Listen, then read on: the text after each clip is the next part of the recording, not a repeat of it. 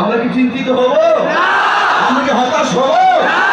কিন্তু বৃষ্টি এসেছে, ওয়ালা তাহিনু ওয়ালা তাহজানু ওয়া আনতুমুল আ'লাউনা ইন কুনতুম মুমিনিন। আল্লাহ বলছেন নিরাশ হয়ো